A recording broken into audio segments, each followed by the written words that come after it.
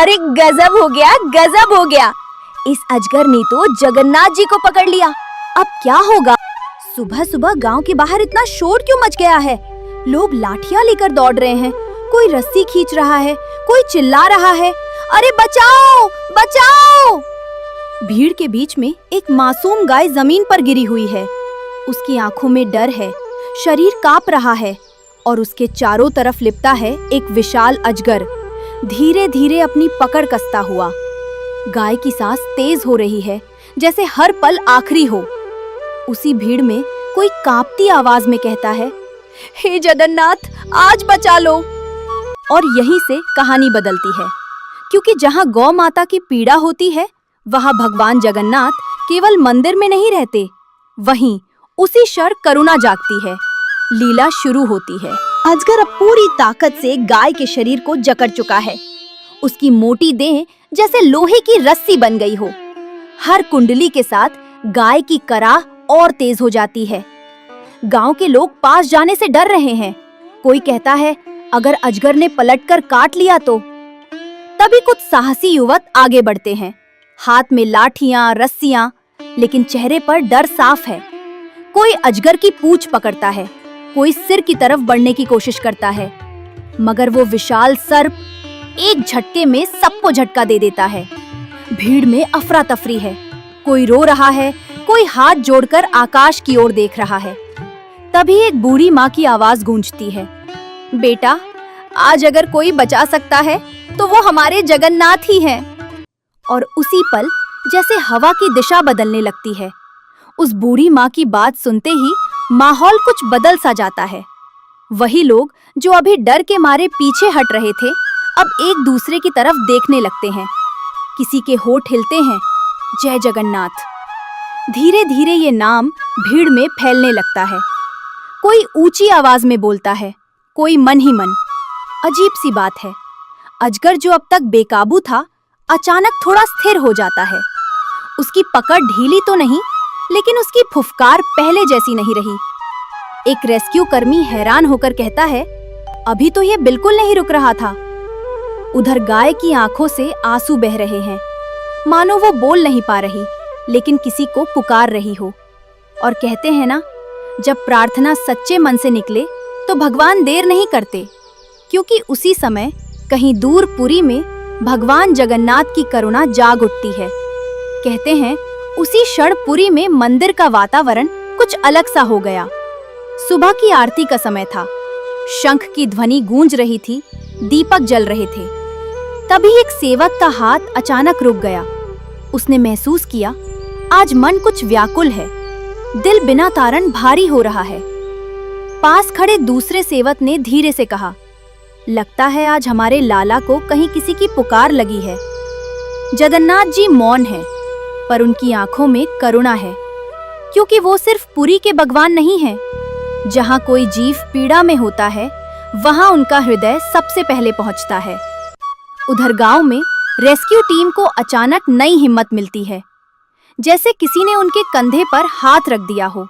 डरो मत। अजगर की कुंडली अब थोड़ी और ढीली पड़ने लगती है। लीला अब तेज हो चुकी है। रेस्क्यू टीम अब पूरी ताकत झोंक देती है। दो लोग अजगर की पूंछ को मजबूती से पकड़ते हैं। एक उसके शरीर पर रस्सी डालता है और एक साहसी युवक धीरे धीरे उसके सिर की दिशा में बढ़ता है।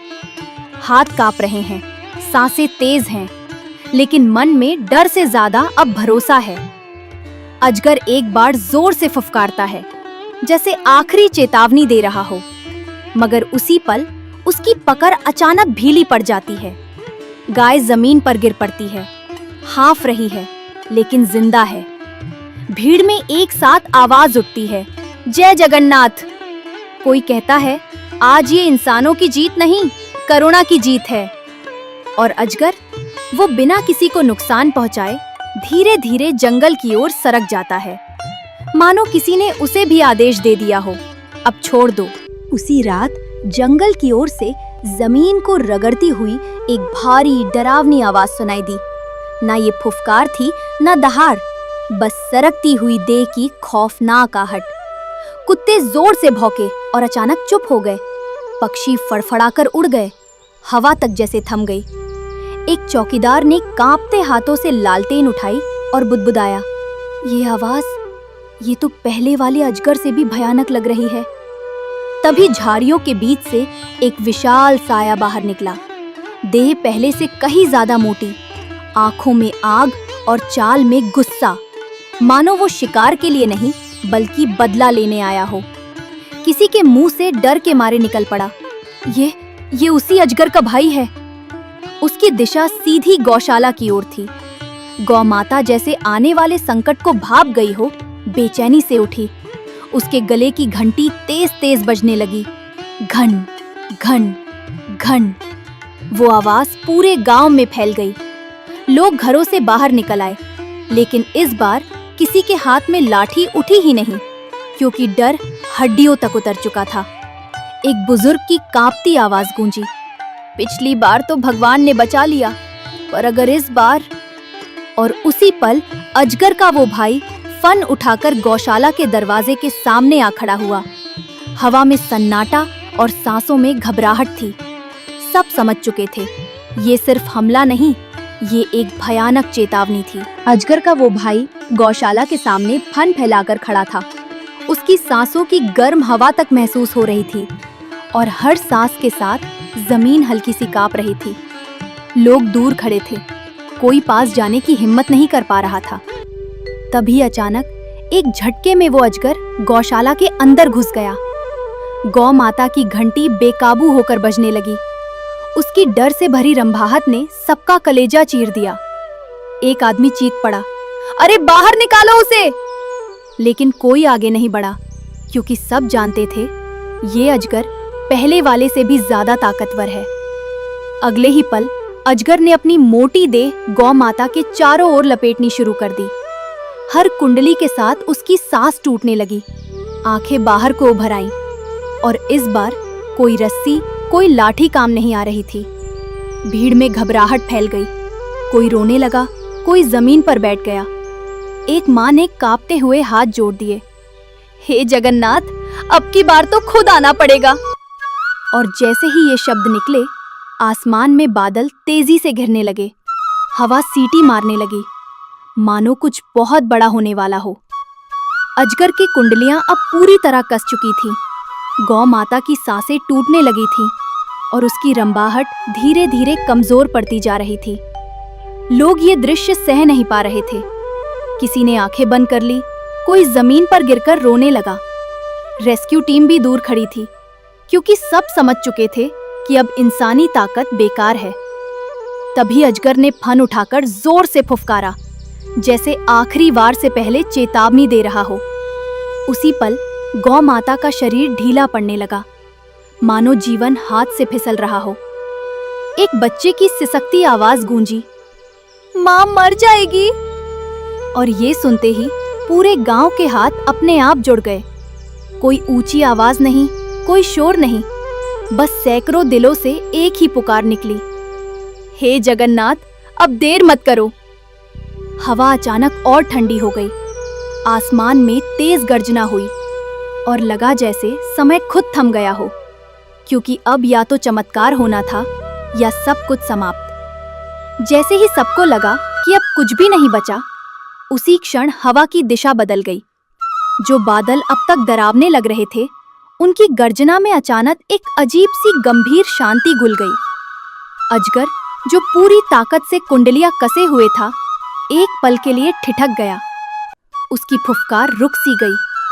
उसकी आंखों में पहली बार कुछ और दिखाई दिया, डर। जमीन पर पड़ी गौ माता की सांस लगभग थम चुकी थी, लेकिन तभी उसके शरीर में हल्की सी हरकत हुई, जैसे किसी अदृश्य हाथ ने उसे थाम लिया हो।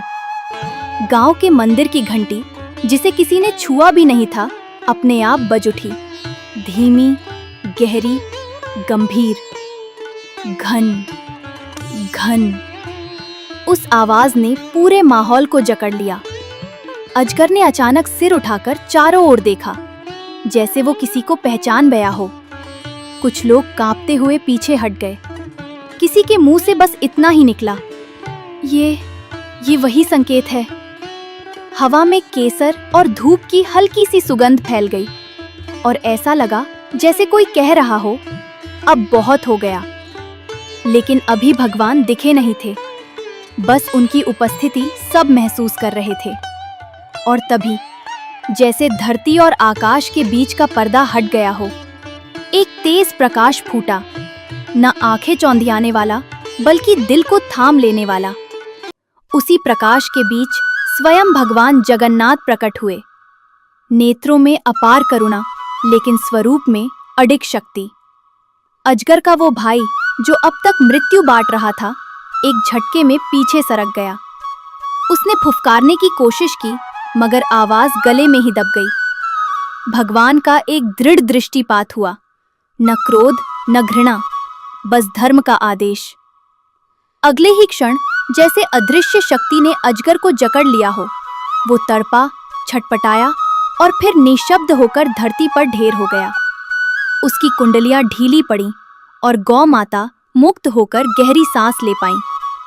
भगवान ने आगे बढ़कर अपने कर कमल से गौ माता के मस्तक को स्पर्श किया। उसके शरीर में जैसे प्राण लौट आए। पूरा गांव घुटनों पर आ गया। आंखों से आंसू बहते हुए एक ही स्वर गूंजा, जय जगन्नाथ। भगवान शांत स्वर में बोले, जहां करुणा पुकारे वहां मैं स्वयं आता हूं। और फिर प्रकाश धीरे धीरे विलीन हो गया। अजगर नष्ट था, गौ माता सुरक्षित, और गांव के हृदयों में यह सत्य अंकित हो चुका था कि जब धर्म पर संकट आता है, तब जगन्नाथ केवल देखता नहीं, स्वयं उतरता है। आप लोगों से मैं इतनी रिक्वेस्ट करती हूँ कि मेरे चैनल को फॉलो कर लो, मेरे वीडियो को लाइक करा करो, कमेंट करा करो, लेकिन आप कुछ करते ही नहीं हो। प्लीज चैनल को सब्सक्राइब कर लो।